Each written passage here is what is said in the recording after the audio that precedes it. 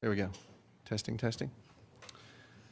Thank you all for letting us come here to present. It really is an honor. I would like to start off tonight on a personal note. This is my last year as president. I've been president for the last, I think, 3 years. And it really has been an honor to not only be on the board, but to be on the president level just to kind of see how things work. But for the most part, to see the level of interaction, not only from all the board members, but from the staff and the administrators and even you guys, the board. I mean, really, I can't state enough the amount of buy-in and the amount of time and effort and level of support from everybody all the way up to the food chain. And that's why we're able to come here every year and hopefully you feel the same way. It gives such an awesome report. You know, we do feel like we do great things, but it takes everybody's effort, and we really appreciate that. So, having said that, this is my last year. We do have, next year you'll be seeing Dave Newmeyer, who's over there this evening. He came tonight. He's been on the board for, I think, 5 years, maybe just about the same time as me. So you guys will be in good hands. I still will be on the board, of course. But we're looking forward to continue working with you guys and your continued support, not only for what we're doing each year, but also to remember we're trying to figure out already what we're doing in Site 3, or we're calling it Site 3, but where is our next landing spot, whatever form that is. It started off looking at traditional sites and business models, I guess, that we're doing currently, but it's now evolving, and maybe it isn't that. Maybe it is. We're going to keep persisting. We're all the way up to the Board of Supervisors level and having our discussions and trying to figure out, is there a landing spot? But your input is welcomed, and anything that you guys can think, great suggestion this evening from the superintendent, anything that you can think of, we're open to talking to you about, because we are currently on lot 10 of an 18-unit subdivision. So there's 8 more lots to go, and although we're doing 1 a year, that's not a long time, especially if it's a traditional business model where you're potentially rezoning and going through a subdivision process. That's a multi-year process. So it seems like we have a lot of time, but we don't. And obviously we do want to continue this program. So having said that, let's go into the fun stuff with the highlights. It would take all the night to talk about everything that we kind of have our hands in, but I would like to touch on a few things that we're very proud of that happened throughout the year. But if there's anything more you guys would like to know, obviously at the end, please ask any questions. We'd be happy to answer them. So first, last year, I think when we spoke, we had somebody retiring in the student auto sales, kind of the person that runs the program and interacts with all the auto programs throughout the academies. We had a new person this year who rose up from the level of teacher at one of the academies for the auto program, doing wonderful things. One of which is implementing a lot of new processes, which are really helpful when you're trying to run a business. And another one was one was a dealership. We have an actual dealership in Marshall Academy where you can go in and we have cars on a showroom. That's been one of our goals, not only for people that are coming in to want to look to buy cars, but also to meet a requirement for us to be a dealership. I think we're the only school in the state that has a dealership license, and we have to go through, or the staff has to jump through incredible hoops to make sure that we're compliant, because we're not a traditional dealership. We're an educational program that runs an auto program that sells cars. So how we fit that square peg into the round hole has been a challenge from the get-go, but at the end of it, we've got a really cool dealership in Marshall Academy. All the sales go through Marshall Academy. But we also, just this year, switched a big component of our auto sales onto an online auction format or venue. And it's helped with the efficiency of selling the cars, and I'll talk about that with regard to just in terms of dollar amounts. But it's also streamlined the process and helped us, rather than having records of sales and money coming in and money going out and what cars have come in and the titles and everything from how many schools, it's all going through one now. So it's helped with our record keeping as well. So we're excited about the new role new person in the new role. With regard to the auto sales, we sold 347 cars were donated, 175 were sold. You don't always sell all the cars that are donated. Some of them actually don't necessarily end up saleable, but they do end up being educational components because you can still take them apart and put them back together. They're just not roadworthy. Of the 175,000 or 175 that were sold, $251,835 was the resulting aggregate number of what we took in for the sale. 188,000 of that, roughly 189,000, went back to the schools. Big number, selling cars through the academies. The prior year, I don't have this fact on me, but we sold more cars last year for a smaller dollar amount.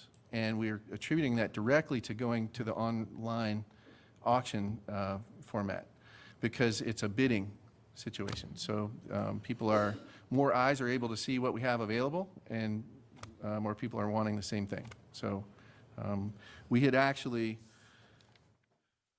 put a goal for 200,000 this year, right? And we set a goal for 250,000 next year, and we're already at 250,000 this year, so we're having to readjust what our goal is for next year. All good stuff. As far as housing, going into construction, we normally at this time will have a house. We have a house under construction, and we hopefully put a house up for sale and hopefully sell a house each year. This year, we're a couple months behind schedule on lot 9. Some of that's attributable to regular business stuff. We got a late start on the house. We had some delays in the construction schedule with some of the subcontractors. Weather was a huge component last year. I think it rained. The only reason I know this is just for my own, I'm a home builder myself. I think there was 200 plus days of rain last year. I know on some of my projects, I'm a year behind schedule just because of rain. There's a real domino effect from that. We had fewer students in construction this year. Not that we didn't start off with around the same number. We lost some through attrition this year for various reasons. All those things play into some of the delays, but we're not looking at it as of course we would like to have the house on the market, but this is part of business too. This is an educational thing too. You deal with these types of things and you have to figure out how to overcome them. We do have lot 10, which is on a regular track. So hopefully by next spring, I would imagine by next spring, we should be fine with lot 10 to be on the market and back on track. All right, entrepreneurship. For those of you who aren't familiar with it, so entrepreneurship is one of our fastest growing programs. We gave roughly $5,000 to 5 different schools. Doesn't sound like a big number, but it's 885 students that participated in entrepreneurship. And what entrepreneurship is in a nutshell, it used to be that they all went up to New York, or a school would go up to New York, find a product, bring it back, figure out how to market at market days and sell it. They've now figured out a way to do this online, but they're having to deal with different business decisions with regard to how to import stuff and a lot of other things. But not only do they have to decide on a product, they have to figure out how they're going to sell it. They have to then figure out how they pay us back. We're not, well, turn the mic off. We're not imagining that they're going to pay it back. We're hoping that they do, but that's part of the education, right? It's not just, oh, great, I'm going to sell earbuds because everyone's going to want to buy them. They're having to borrow money. So we're trying to figure out a way to, this is part of a business model. You're going to have to borrow money most likely. You have to figure out how to pay it back. I think everybody's paid it back. Everybody has paid it back. So we're always looking to expand that. I think like I said, it was 5 schools. Are we doing any more next year? We will, we've grown to several schools next year, so we'll likely. Okay. And then lastly, scholarships. This is a great one, and I'm hoping to end it before questions on a really good note, in that, other than seeding money for programs, teaching kids through construction and auto, and all the other programs that we get involved with, whether it's program improvement grants or what have you, one of the components we do is we provide scholarships. And when we came last year, we said that we had several scholarships. I think it was actually 14. It was a big number that went unclaimed. And we had directly asked you guys for help. How do we get the word out? Well, somebody said something to somebody, because we had, of the 15 applications we had last year, we had 32 this year. And it isn't so much that the number of applications improved, but the quality of applications improved. A lot of these students were hoping to go on for continuing education. Not all of them, but some of them were. And that's what we're hoping to encompass. We're teaching people a skill, but it doesn't necessarily mean that they aren't going to go on to continuing education, but they have a skill to fall back on. But of the 32 applications that we received, we gave 5 to $2,500 scholarships, or awarded 5 $2,500 scholarships, 1 $3,000 scholarship, and 3 $1,000 scholarships. And I think it's relevant. We had asked some of the students what they were going to be doing with it, and obviously not talking about names or anything other than the fact that a fair number of them were going on to school, or hoping to use the money towards school. But there were some people that were going to get their journeyman license in electric. There were some people in auto that were hoping to open their own shop. Somebody was hoping to go into landscape design. And then a number of these people that were awarded were actually going on to get degrees either in university or community college. So we don't always get sometimes when it goes out, we don't it goes, and then we don't know where it goes. So we were hoping this year to try to find out where it did. And I think this is a good testament to what we're doing. To reinforce that, we actually got a letter from a grandfather of somebody who received a scholarship, and I'll read it to you guys. I'll hand it around. Again, I'll omit the names, but it was addressed to me. Mr. Lang, my grandson was the recipient of a FATE scholarship award totaling $3,600 in April 2017. So this was last year. This student and our family are deeply appreciative of this award and are quite proud to report that he has, in May of this year, successfully completed a course of study at Northern Virginia Community College, attaining an Associate Applied Science degree in Automotive Technology with the Scholastic Achievement of summa cum laude. The scholarship provided significant support, and Ryan is now employed in the automotive repair industry as a technician. Thank you for the confidence the foundation placed in Ryan. This is why we're here. So with that, again, I can't thank you guys enough for allowing us to be here and continuing to support us, and we're hoping to continue some good things, but I'll open it up to questions. Great, thank you. I have Tammy, followed by Elizabeth, and then Janie. Thank you so much for being here tonight, and thank you for your continued partnership, being the president for the past 3 years. I always say that, the partnership with your group and our schools is one of the best examples of hands-on experiential learning opportunities we provide for our students, so thank you so much. On a side note, I did donate my minivan with over 150,000 miles on it. I'm not sure if it was a sellable one, but I hope it provided great educational opportunities for the students at Edison High School. The open house, did that occur this year? Because I'm sorry if I missed it, because it didn't, because it was a little bit behind schedule. Are we going to have one? Or? We will likely have an open house that'll probably be towards the end of July, beginning of August. Oh, and so you'll good. receive an invitation once we have that scheduled. Perfect. So thank you. when we talked about some of the students we had and we lost through attrition, I guess, Dr. Brabrand, maybe this is for you, or maybe this is for you guys, like, what can we do to help market this again? I think we ask that every year, but, you know, it seems like you said that overall there were less students in the, is with the construction, was that the one that there were less? It was, and Beth can elaborate, but I think it wasn't so much that we started off with about the same amount, we just ended up with fewer. But Okay, I think we're full for, or close to it, are we Close to not? full for next year? Okay, Yes. okay. Oh, This is that's- a capped class, so we can't have more than 20 students at any one time because of safety regulations. right. I And remember so, for a variety of reasons, sometimes students get in to the class and decide this is not what I want. It's a hard class physically, and so students decide they don't want that and they'll transfer back to their base schools. And other times, they might need to reevaluate what they're doing in order to be able to meet graduation requirements. And since this is an elective, they'll elect to go back to their schools and try to do some kind of remediation or whatever in order to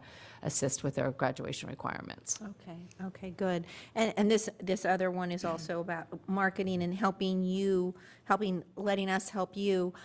So you said we pretty much doubled the amount of scholarships that we're able to, so we obviously have changed. So I just, maybe how did we change? What do we do? Do we go through the Director of Student Services? How do we market these? Through guidance counselors, or what are we currently doing? And is there anything else we can do to help? We used a variety of different methods. We went through student services. We also put it out through our scholarship portals, through our Career Center specialists. yes. We also redid the scholarship application and streamlined it and made it more user-friendly from the student level, so that we weren't asking for a lot of detailed information, and we were asking for it in a logical format so kids didn't get frustrated. Okay. And we had our Career Center our Career Experience specialist at our academies work with the individual students, and then we asked our Career Center specialist to work with the students at our base schools who were interested. Perfect. All right. Thank you so much. Thank you again. Thank you. Elizabeth, please. So, thank you for this is one of my favorite committee reports every year. So for the number of, because we know it's 20 students for the building program, how many students are involved in the student auto sales? We have 17 teachers at 13 different locations. I'm going to say roughly about 2,100, roughly about 2,100. 2,100 students. And then you collected, you said over 300 and how many cards were donated? 347 this last year. 347, and you sold basically half. You sold 175? Yep. And you blew out your number, because your goal was 200 and you sold 251,000? We were sub 200 2 years ago. We put a goal for 200 this year, and we're 251. So you said 180K went back to the schools. What happens with the rest of that? Does that get rolled forward, or? No, it goes back to so it actually cost the money they put to fix the cars, and it goes back into the programs, their expenses. Okay, all right, Right. super. And It then, also covers some of Faith's expenses. For instance, we had to purchase a new tow truck after about Okay. 10 years and that kind of thing. okay. For the lot building portion, because it didn't get put on the market in the spring, who finishes the work? Because the school ends, what happens? Well, there is a summer program, Okay, but for like punch out and that kind of stuff, that would normally have been held, or probably have been handled by a subcontractor anyway. so I don't know if any of my other colleagues, I don't think I knew that there was a summer program, so that this is a year-round. Yes, we have a summer program where students can come and we pay them. So it's a work-based learning opportunity for students, and it's basically the month of July. Is that always full? It varies from year to year. This year, we have, I think, 15 students that are signed up. I keep looking over to Joe to make sure my number's right. 15 students that are signed up for this summer. Okay. Which is a good number. It starts at 6 in the morning and goes till noon because of the heat. Okay. And then on the entrepreneurship side, you said that 5 schools got 5,000. Do you happen to know which those 5 schools were? Off the top of my head, I wouldn't want to say, but I can get you that. Okay, is there, I guess with 25 high schools, I'm like, how do we grow that? And then with 885 students participating, what happens to the money? Because, I mean, what a beautiful thing that they all, I mean, it's kind of like a microloan program. They all paid it back. What happens to the money that they earned above the 5,000? It goes back into their entrepreneurship program. And so, yes. So the club gets to keep it. What the course does, in addition to running the Market Days program, they also are, we're in the process of outfitting all of the programs with kiosks for school stores. And so they use that to supply their school stores. And a lot of the programs also use spirit boxes, which they can sell different types of items in the hallway at any time with cash or credit card. So how do we get this beyond 5 schools? It's expanding next year. I think we have 11 schools for next year. And that, again, that's a number off the top of my head. I can get you the exact figures in which schools. But it is expanding. It's an elective program. It is a dual enrollment program. So we do have some of the challenges of making sure that we have a teacher at that school that is qualified to dual enroll this program with Northern Virginia Community College. And it's the only course that we have that is completely dual enrolled. We do not have a non-dual enrollment option for it currently. So they earn 3 college credits for this, or two, or? I believe it's 6. They have 2 different classes that they order. Okay. Or that All they right. can take. Well, that's pretty incredible. This is, I mean, I'm very sorry that it got pulled off of our budget, but this is obviously in year end. I'm going to be pushing very hard for the Trades for Tomorrow program that I think should have probably been involved with our budget and unfortunately wasn't. But this is it. I mean, look at thousands. I mean, 2,100 with the cars, students year-round with the building, and then 885 at least. That's exactly what I'm hoping we build skills for tomorrow. Thank you. Thank you. Ms. Strauss, please. Thank you. It's always very exciting to hear all of the really fabulous work that you all do with our kids. The schools that are going to get the expanded entrepreneurship, do you know which schools that's going to be? Because I have the list of what you have now. Where is it? What are the new schools for next year? I'd have to get you that list off the top of my head. I wouldn't want to speculate. Yeah, I would like to see that. Tell me in detail how things are going with getting property for the next chapter, because I know some of us have organized meetings, and so tell me what you've done, where you are, how we can continue to help, other than pushing the Board of Supervisors, because they're the ones in land use.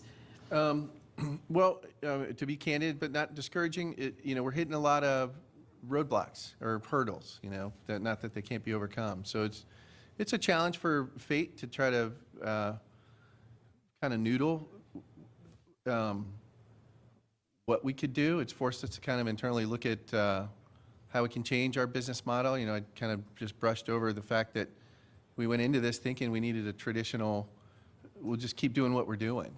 But that may not be available. And so, it's kind of a chicken and an egg thing, because you go into a meeting saying, well, we need something, and the natural response is, well, what do you need? And it's hard for us to say, well, whatever you got, because the parameters that fate has, we're not a fluid business that can adapt and totally change, right? At the end of the day, we're educating kids in a specific area, and we can't really change that.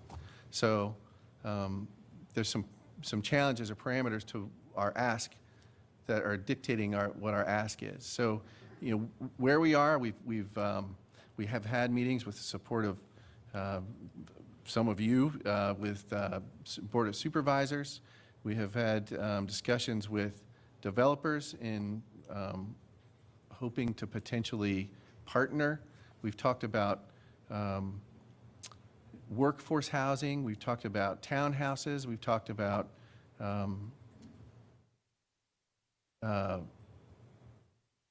and I guess even the traditional setting. But I think what the challenge for us is, it's not like we can just do one lot. Like, oh, great, we get a lot for you here, because we've got to take this machine and figure out how to get kids there, and then you build a house, and then it's gone. It's not really worth it to us. So we need a landing spot for a time. And, frankly, it's kind of a, I wouldn't say it's a hot potato, but it's kind of something that whenever we're sitting down, it's, well, let me think about it and I'll come back to you, I think, if I'm summarizing that correctly. So nobody knows yet. I mean, but we're continuing to, So it seems to me you're still looking, it's 10 acres, isn't it? Is the minimum of what you would like? well, no, not necessarily, because, if you're building townhouses, you can Right. do 10 townhouses on an acre, right? So and I think that we have talked it through to where townhouses are in our wheelhouse. We could probably do townhouses. You have to build a stick, you can't build an infinite number of attached townhouses. There can only be so many, but at the end of the day, it's just one big structure, and then maybe you can finish one at a time. So I think townhouses are not, we've looked at, the question has been asked about multifamily, which, that's really not in our bailiwick, and would be hard to do one a year. So, I don't know, I'm sorry if that doesn't answer your question, but No, but that's, I just needed to know where you were, because I know that this has been a concern now for several years. right, and the tiny home thing was a really fun thing a couple of years ago that we were exploring, Right. and I think that idea is it's just not, it's there, it's out there, we've explored it, but there's not enough to create a sustainable business model yet. That's my question. There's stuff coming out all the time, and we talk about it in our meetings, and I know that I'm always reading articles in Maine and Oregon and even in California where there are places that are adopting these types of things. But again, that's opened the door for us to talk about workforce housing with some people. So the answer is we don't know where we're at yet. We're still exploring it. Well, we're all thinking good thoughts, and I guess I'm sure that you've talked with the Northern Virginia Chamber of Commerce and all of the real estate, because you guys are in that, all the various large organizations and deep pockets, and of course Amazon, maybe that's the deepest pocket we have, but Well, can't get in that front door. Well, and, again, candidly, so where it all started was, in projects past, a lot of the property came from the school board, because the school board owned the property. And that has since, all property that the schools owned, that whether it was a site that was too small for a school or wasn't needed for a school, didn't know what to do with it, well, now, all that property has gone to Fairfax County Board of Supervisors. So we've kind of lost that ability to kind of say, hey, what about us with you guys? And so now we're having to go to the county, and that's a whole different animal.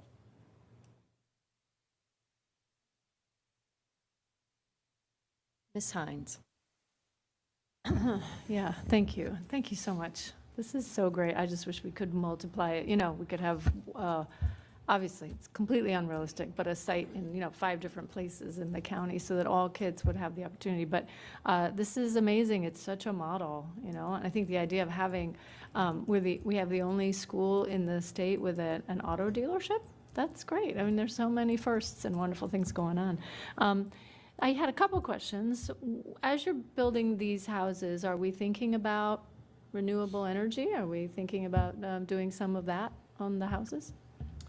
We do. We've actually implemented, within our construction committee, we've got an interior designer on our board now, and we're re-looking at not only the components that are going in the homes, not only to update them in terms of what's big in the market right now. I mean, that really does change pretty quickly from year to year, believe it or not. And we actually even had presented to us recently, someone's wanting to put solar panels on their house in the community. And so we've had to have that discussion with regard to, okay, what's allowable, and then there's some new technologies that are out, and how do we accommodate for that's coming out. So the answer is yes. It always comes down to, can it be an educational component, right? And so if it's a new technology, then we don't know anything about it, and we're just getting somebody to put this widget, whatever it is, on the home, is it really accomplishing what we're doing? And, you know, but we are having those discussions. Right, so it would be an add-on in a way, right? I mean, if what Yeah. we want, if part of what we want to do is to prepare our graduates for those careers in renewable energy and climate-related jobs that are coming, it sounds like it's a lot to ask to add that to this program, is what I'm hearing. I would say yes, but, I mean, the way the codes are now, and just being a home builder, I know this, that that's a huge component just anyway. Yeah. You have to know a lot about R values and energy and U factors with your windows, and I mean, all that's a big component to what we have to do anyway, just to meet code. Yeah, great. All right, and just a question, I don't know if this is realistic at all, but as we're, it sounds like we have a big problem-solving task right here, right? To figure out how are we going to move forward. Is that the sort of thing that we're able to engage the students in helping to problem solve, to present, to be part of the activity of trying to build the future for the program? I don't know, that would be an extra task for not only the students, but the people who are working with the students. Just wondering. Certainly something we can look at. Thank you very much. Ms. Palchik? Thank you. Always appreciate your presentation and the work you're doing, and like my colleague said, I wish we could do more. One question, I know other ideas have been brought up, and I don't know if y'all have had a chance to look at or aware of, I believe in the city of Falls Church, and I was trying to find the total acreage. They have built 10 cottage homes and a shared house for 55-plus community. It's a small area, and they're one-level homes for senior living, and I believe they've incorporated quite a bit of geothermal and, energy efficiency items. And that's, I think it was a very innovative, it's this triangle plot right on the WNOD trail. And so, as we're trying to find better ways to help address the needs of housing for our senior citizens and community, that might be another, and I'd be happy to share more, that might be another area where it doesn't necessarily have to be townhomes, but also is a compact space. And it builds community. They also build a community space to help address this kind of growing sense of sometimes isolation in our community. So anyway, just another thought, happy to share more. Please do, if I could, please email that to me. I would love to take a look at that. I mean, a lot of times that's an interesting thing to get into, because you want to figure out the big hurdle with building anything in Fairfax County is the cost of the land. The cost of the land prevents you a lot of, that's why the million-plus homes proliferate, because it costs so much to buy the land and then to get the land entitled.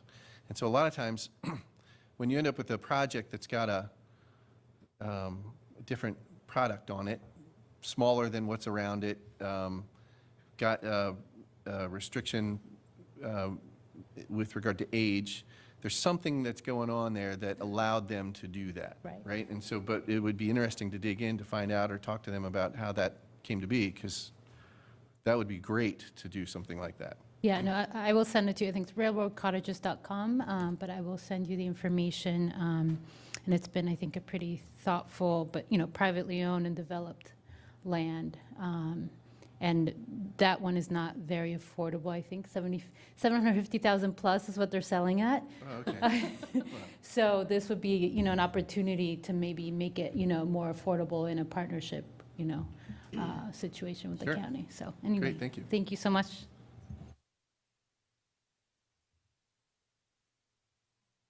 I don't have anybody else who has their hand up to speak, so I'm going to take a moment. It's always good to see you all here, and it's always good to go out and visit what you're doing in the field. It's amazing, because you really are the poster child for public-private partnerships in education for developing opportunities for our kids. I was intrigued a little bit about some of the conversation because we really are teaching our kids trades in this area, but we're also teaching them, salesmanship, entrepreneurial, a whole range of different skills. So my question to you is, how much of the investment is made by the private entities? So for example, how much of the cost are you all covering versus what the school system is paying for our students to have these opportunities? I'm going to take that. I mean, well, I'll let you take it, but I believe that we're covering just the cost of just about everything. We do have a lot of businesses that are offering scholarships and partnerships and sending students to do internships with. So there's every year we have an award ceremony recognizing our business partnerships. So, but in terms of the actual dollars that The staffing and the transportation is supported by the school system, but as far as the materials and supplies and that type of thing, they're all covered through the foundation. What about the student stipends during the summer? That's paid for out of the foundation. So it doesn't come out of our budget, it actually does comes not. out of the foundation budget. Boy, It's the proceeds from the sale of the house. you guys are incredibly generous, and that's a wonderful model, and one that I think really accelerating the relationship with the business community is so important, not only for this one, but I know that we're going to hear from the CTAC committee next, or this evening, and they too are talking about the importance of those business partnerships and those community partnerships. So I think that's really the theme we're going to hear a lot about. As far as creating opportunities for additional houses, because you really have three buckets that you guys are operating in. You've got the car piece, you've got the entrepreneurial, and then you have the housing development. With the car piece, I know that we just negotiated a relationship with Ford to support our auto program. So I'd like to know how that fits in with this. And then as far as with the other opportunities for housing development, have you reached out at all to the work that's being done with the Affordable Housing Authority here in Fairfax County? The reason I ask is I'm actually on their Thrive Advisory Board, and I just got the list of the meetings coming up, and when I saw it, I thought, I wonder if they're working with FATE at all. to my knowledge, we have not had any discussions with them. But again, we'll reach out. We're asking any ideas or doors that you guys can open or introductions you can make, not only for those types of things, but the businesses as well. I mean, really, it's kind of an easy sell when we go to businesses and we say, hey, this is what we do. I mean, for the most part, they're gung-ho. Just recently, this was an interesting story. An electrician that works for my company, does some work for my company, connecting the dots, actually went through, one of the principals of the company went through this program and started his own business, and he's one of the principals in the company. So he's currently doing work for us. So it wasn't even necessarily just the buy-in for, hey, be a business partner. It was like, how can I help? And I'm going to jump in and start working on your homes too and help teaching the kids. So anything you can do to help, because it all, at the end of the day, and why we keep touching on this, where do we land next? Let's all be honest with each other. The entrepreneurship doesn't generate money. It pays it back. So it's kind of nets out, right? Mm-hmm. The construction business and the auto business are the things that are paying for the party. And if we can't keep that going, then in 8 years from now, we're going to be having a different conversation. Do you want to address the Ford relationship and how that fits into the auto program? Sure. The Ford relationship is three parts: professional development, automobiles, and work opportunities for students. And so where the student auto sales, they're doing that work on-site in our buildings, in our shops. The Ford partnership will give students and teachers an opportunity to go out into Ford dealerships and have some of that professional development or work-based learning experiences for the students, as well as lead to potential work-based learning experiences, internship jobs, and potential hiring after they graduate. So it's complementary to what's being done here? Correct. Okay, excellent. And once again, I just want to thank you, and I'll be happy to provide you an intro to the affordable housing folks, because they are getting more funding from the county, which is supposed to be buying land and developing affordable housing. So I don't know if there's a way that we can kind of leverage what you all are doing to complement what they're doing, because I don't believe we have anybody in the county who's actually building the houses. Wonderful. That would be welcomed. Thank you. Dr. Brabrand. I just want to say it feels like we're wrapping up if there's no more board members. When you leave and come back, and the board understands it, but I just want to say it, there's nothing like this.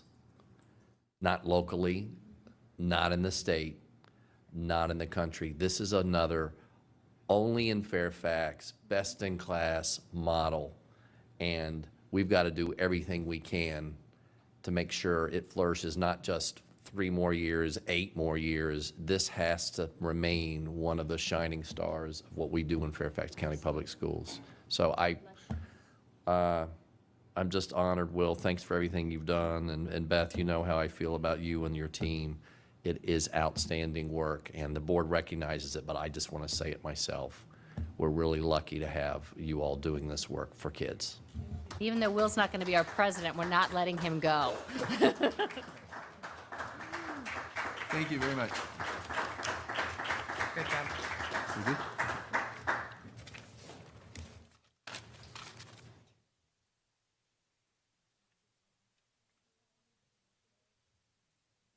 Next up will be the CTE Advisory Committee.